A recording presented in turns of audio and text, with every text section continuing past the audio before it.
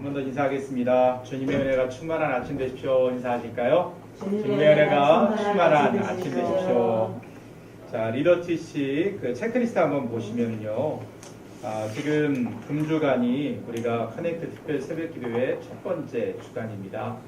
그래서 우리 인도자님들께서 그리고 또 숙강님과 그리고 주변 우리 소그룹 성도님들 다 좀 권면하셔서 이번 10월 달에 2번 우리가 특별 새벽기도회 하는데 그 귀한 시간에 기도에 집중할 수 있도록 그렇게 주님을 부탁을 드립니다.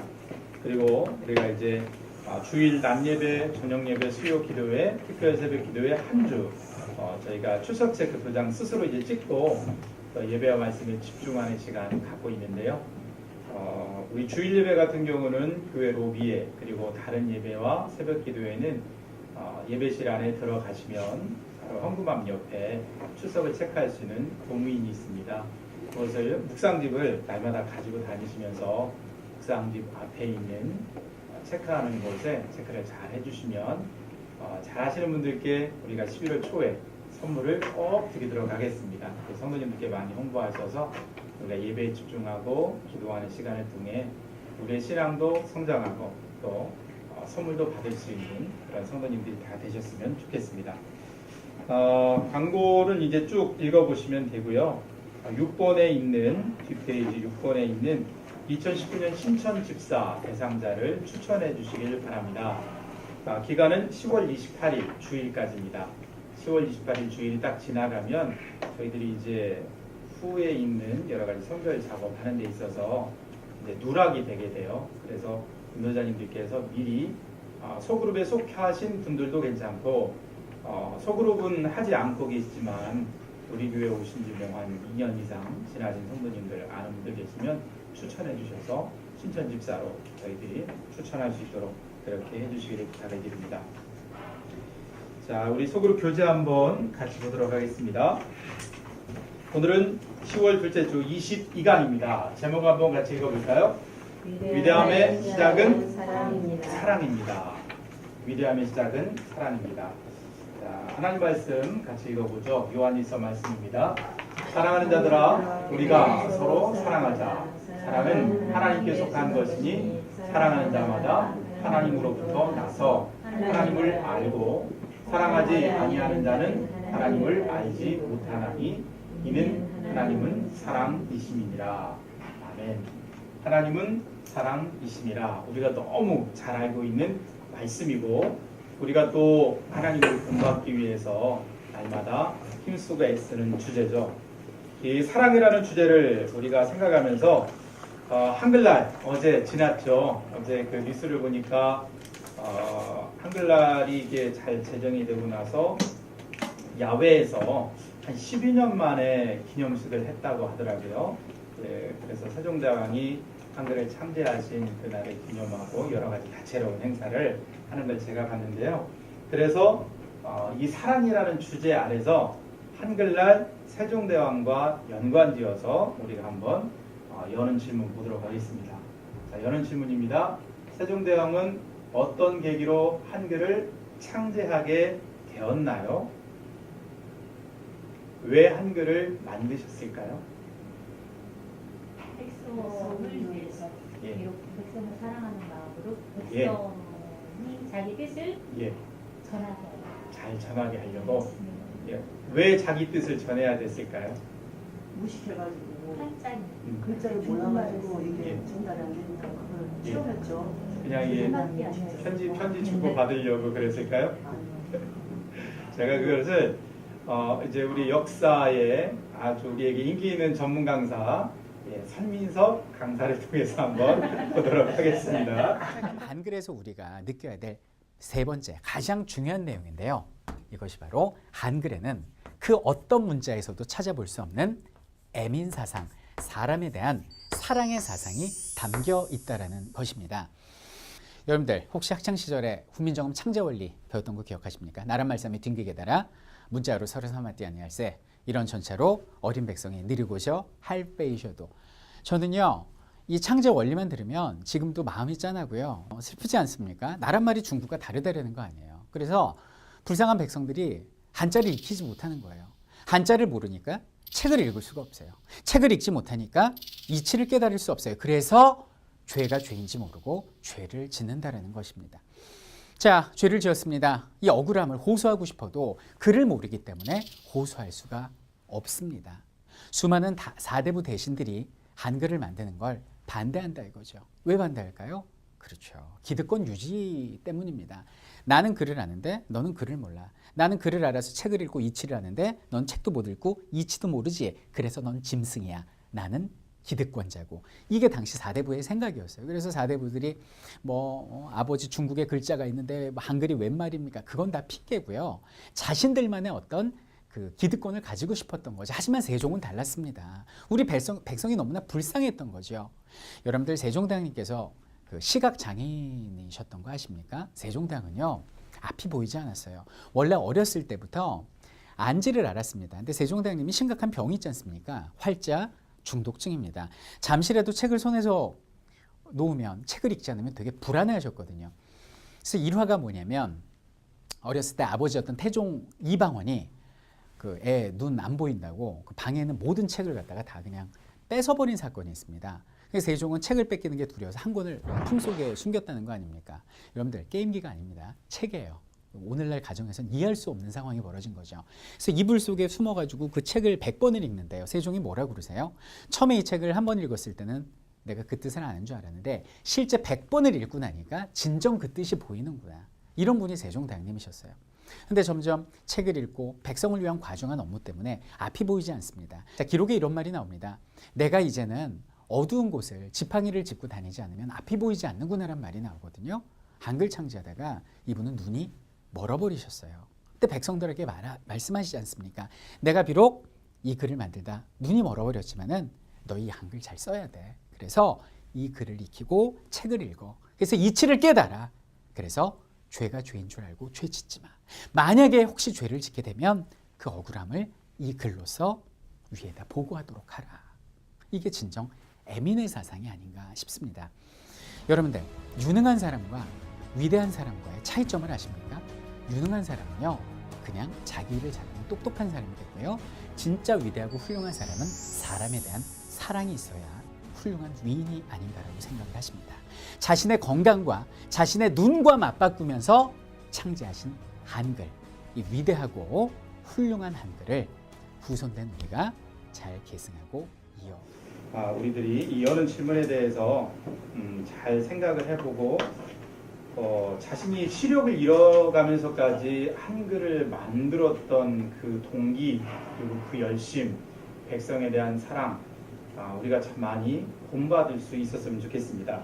그래서 이 사랑이라는 주제를 가지고 우리가 삶을 이제 살아가는 데 있어서 생각할 게 있는데 특별히 이제 전도서 말씀을 우리가 한번 읽어보죠. 자, 18절로 19절 한번 읽어보겠습니다. 내가 해 아래서 내가 한 모든 수고를 미워하노니 이는 내 뒤를 이에게 남겨주게 됨이라.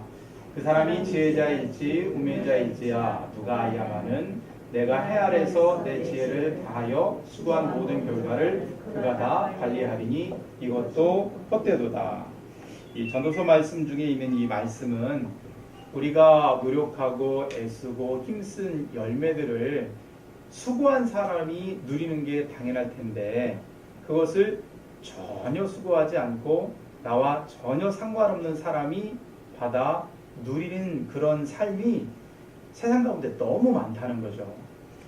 너무 많다는 거예요. 그래서 그런 인생을 가만히 보니까 그 이전에 수고하고 헌신하고 애쓴 사람들의 삶의 가치가 무색하게 되는 그런 모습들이 참 생각해 볼 때 헛된 인생이다 그런 생각을 하게 된다는 거죠.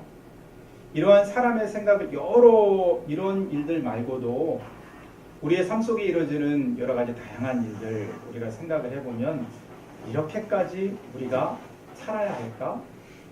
삶을 살아가는데 겨우 이 정도를 위해서 우리가 그렇게 힘쓰고 애썼나? 내가 먹기 위해 사나 살기 위해 먹나? 이런 다양한 생각들을 우리가 할 수 있는데 그래서 우리는 질문할 수 있게 됩니다. 전도서는 우리의 모든 수고가 헛되다고 왜 헛되다고 말할까요? 우리가 일상생활 가운데에서도 우리가 우리의 삶에 대해서 생각을 해보면 참 이거 부질없다 하는 생각 많이 하게 되죠. 그런 일들을 한번 생각해 보시면 되겠고, 그리고 그러한 생각 속에 그렇다면 우리는 어떻게 살아야 우리의 삶을 유익하게 살 수 있을까? 이런 긍정적인 질문을 우리 스스로에게 좀 던져봤으면 좋겠습니다. 우리 인도자님들은 어떻게 살아야 유익한 인생을 살 수 있다고 생각하시나요? 어떻게 살아야 유익한 인생일까? 자, 한번 고민해 보시고, 자, 성경 속에 우리에게 제시하는 해답을 한번 읽어보죠. 요한일서 4장 7절로 8절입니다. 시작. 사랑하는 자들아, 우리가 서로 사랑하자.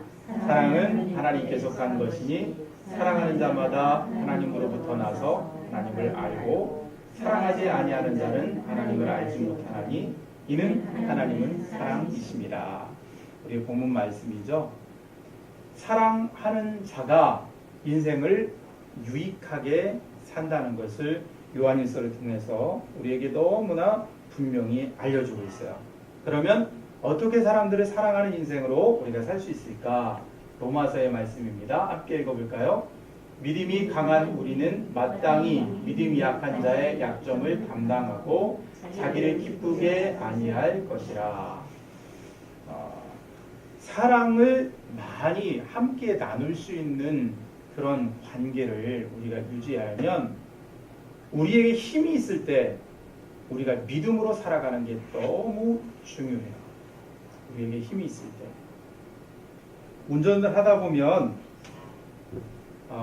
흔한 말로 정말 마음에 화가 날 때가 참 많이 있어요. 운전을 해보신 분들은 많이 아실 거예요. 우리가 다른 사람 마음속에 화를 유발하는 경우도 있지만 다른 사람들이 우리에게 잘 주행하는 차량 앞으로 뭐 갑자기 끼어든다든지 아니면 아무런 예고 없이 브레이크를 밟는다든지 난폭 운전을 한다든지 다양한 경우에 우리들이 마음에 화가 날 때가 있어요. 그때 때로는 그런 생각도 들어요. 내가 말 한마디 하면 저 달려가는 차가 타이어에 펑크가 나서 좀 고생을 하면 어떨까? 그런 생각 아마 해본 적 있으실 거예요. 특별히 주차 문제로 어려움 겪을 때 그때는 정말 어렵죠. 주차 문제로 내가 이제 주차를 하기 위해서 비상 깜빡이를 딱 넣고 한 10초, 20초 오랫동안 기다렸어요. 앞차가 나가기를 기다렸어요. 그런데 나가자마자 어디서 그렇게 쏜살같이 나타나든지 얌체처럼 쏙 들어오는 차량을 볼 때 어떤 마음 드세요? 마음에 급하신가 봐. 빨리 잘 주차됐으면 좋겠어. 그런 생각 드시나요? 전혀 그런 생각 안 드시죠? 저도 그럴 때 화가 나요. 저도 그럴 때 화가 나서 내가 무슨 초인적인 능력이 있으면 저 사람을 좀 혼내주면 좋겠다 하는 생각도 가끔 들어요. 요즘에 그 영웅들에 대한 이야기가 미국의 그 애니메이션을 주로 하는 그 회사에서 많이 그 제작에 대해서 발표가 되잖아요. 마블 시리즈로 해서 최근에도 한 영화 회사에서 그 히어로에 대한 영화를 한 편 개봉을 했던데 제가 그런 걸 보고 하나님께 감사한 점이 있어요. 뭐냐면 어떤 특정인에게 사람에게 그런 능력이 없는 게 너무 감사해요. 저에게 그런 능력이 없는 게 감사해요. 저에게 그런 능력이 있었으면 아마 굉장히 많은 사람들이 큰 피해를 보지 않았을까 생각이 들어요. 그처럼 사람의 마음에는 사랑보다는 다른 사람에게 내 마음에 복수를 한다거나 아니면 내 마음에 화가 나면 화풀이를 한다거나 하는 마음들이 참 많아요. 그런 마음들을 잘 다스리면 그래도 평화로운 세상이지만 그런 마음들을 다스리지 못해서 이 세상 가운데 지금 얼마나 많은 어려움과 아픔들이 우리의 삶 속에 있는지 잘 알고 계실 거예요. 그래서 그리스도인들은 다른 사람에게 우리 스스로에게 그래도 내 삶은 참 유익한 삶이었어. 내 삶은 그래도 사람들에게 선한 일을 베푸는 삶이었어. 이러한 귀한 유익한 삶이 되기 위해서는 이 로마서의 말씀처럼 강한 우리들이 약한 사람의 약점을 담당해주고 그 약점을 담당해주는 동기가 그 사람을 그리스도의 마음으로 사랑하는 동기가 될 때 우리의 삶이 그 어떤 인생보다 유익하고 복된 인생이 될 줄 믿습니다. 이 로마서의 말씀을 우리가 생각하면서 정말 유익하고 위대한 사람이라고 누군가에게 기억될 수 있는 귀한 삶의 태도 한 가지씩 살펴보도록 하죠. 자, 위대한 인생, 위대한 교회를 우리가 세우기 위해서는 첫 번째, 두 번째, 세 번째 이러한 삶을 우리 일상생활에서 실천해 가시면 돼요. 첫째가 무엇일까요? 약한 자들의 그렇죠. 약점을 담당하는 사람이 돼야 돼요. 약한 사람들을 보면 내가 저 사람을 많이 도와줘야겠다. 내가 저 사람에게 도움이 돼야겠다.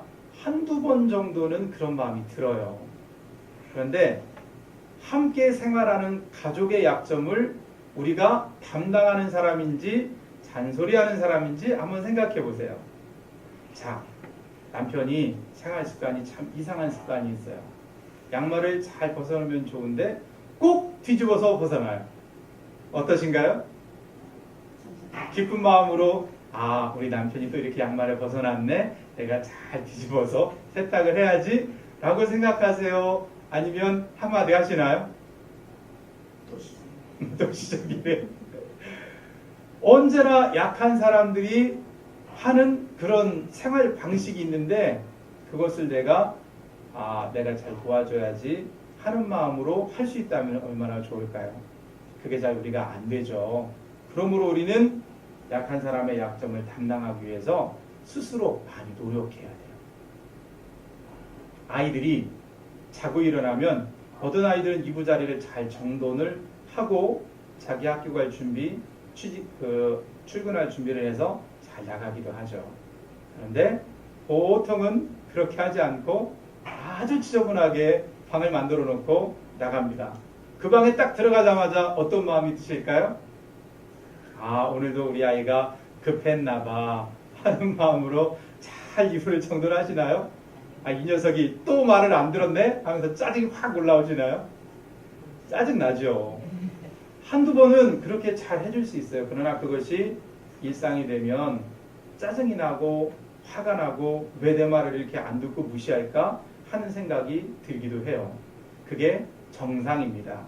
그런데 그 정상적인 보통의 일반의 삶을 위대한 인생, 위대한 그리스도인으로 살아가기 위해서는 거기에서 한번 숨 한번 크게 들이시고 내가 우리 아이의 이 좋지 않은 습관을 잘 보필할 수 있는, 보충할 수 있는 엄마가 돼야지, 아빠가 돼야지 하는 생각으로 이부자리를 또 잘 정돈해주면 좋겠죠. 물론 참고 임해하는 일이 쉽지 않지만 약한 사람의 약점을 담당하기 위해서는 우리가 그러한 일들을 감당하는 그런 믿음의 사람들이 돼야 할 줄 믿습니다. 두 번째, 자 어떻게 해야 되죠? 그렇죠. 자기를 기쁘게 하지 말아야 합니다. 우리가 다 부모이기 때문에 자녀에 대한 이야기를 많이 하게 됩니다. 우리 이유남 권사님 오셨을 때 맨 처음 강의를 시작하실 때 그 권사님이 하신 이야기가 있어요. 어떤 얘기였죠? 아이들을 나의 자랑거리로 만들려고 하지 말고 내가 아이들의 자랑거리가 되려고 하는 삶을 살아야 합니다. 자기를 기쁘게 하는 삶, 아이들이 나의 자랑거리가 되게 만들려고 하는 거죠. 거꾸로 다른 사람을 기쁘게 하는 삶, 아이들을 기쁘게 하려면 내가 아이들의 자랑거리가 돼야 되는 거죠. 그런 생각을 언제나 우리가 가지고 살아야 돼요. 나의 유익을 위해서 인생을 살다 보면 내 유익을 위해서는 누군가가 손해를 봐야 돼요.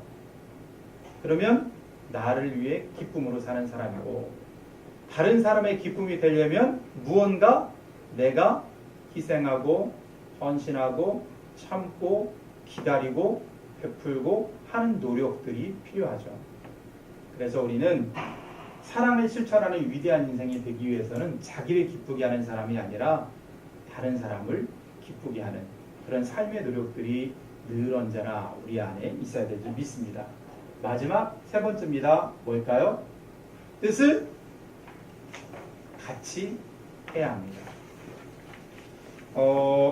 사람들 간에 부부 간에 일하는 사람들 간에 부부 간에 다툼이 벌어지는 이유가 무엇일까요? 뜻이 같지 않아서 그래요. 남편은 남편 생각대로 하기를 원하고 아내는 아내 생각대로 하기를 원하죠. 아이들은 아이들 생각대로 하기를 원하고 부모는 부모의 생각대로 아이들이 따라주기를 원하죠. 같은 일하는 장소에서도 A라는 사람의 의견과 B라는 사람의 의견이 서로 대립할 때 절충안을 마련하거나 아니면 B라는 사람이 내 생각보다는 A라는 생각, 당신의 생각이 더 좋은 것 같습니다. 이번에는 그렇게 한번 해보죠. 라고 양보를 하면 어떤 일이 쉽게 풀리지만 A와 B가 절대로 내 생각을 굽히지 않으면 다툼이 일어날 수밖에 없죠. 그리스도인은 그런 의미에서 사람들과 함께 뜻을 같이 하는 사람이 되어야 할 줄 믿습니다. 물론 우리가 우리의 생각을 굽히지 않고 우리의 신앙을 지켜내는 그런 일들도 필요하겠지만 생활 속에서 다툼이 일어나는 생활 속에서 관계가 어그러지는 많은 일들을 보면 굉장히 사소한 문제예요. 오늘 왜 그 양말 신었어? 그 양말 말고 다른 거 신어? 라고 엄마가 얘기를 했어요. 그런데 아이가 엄마 무슨 상관이야, 내가 아무거나 신으면 되지 라고 아침에 티격태격 하다 보면 다툼이 생기고 그러면 이제 뭐 서로 감정 안 좋아지고 하루가 시작이 되죠. 그럴 때 아이가 알겠어 엄마, 내가 그럼 엄마가 골라주는 거 신을게 라고 이야기하면 그냥 편안하게 잘 하루가 시작될 수 있겠죠. 아이가 엄마 나 이거 반찬 이거 먹고 싶은데 이것 좀 해줘 라고 말을 했는데 엄마가 오늘은 그냥 이거나 먹어 라고 이야기를 하면 서로 굉장히 불편하겠죠. 아이가 먹고 싶다는 것을 오늘은 조금 시간이 급하니까 안 되겠고 데이 그럼 해줄게 아니면 저녁 때 해줄게 라고 엄마가 그렇게 이야기하고 마음을 같이 해주면 굉장히 좋은 그런 하루를 시작할 수 있겠죠.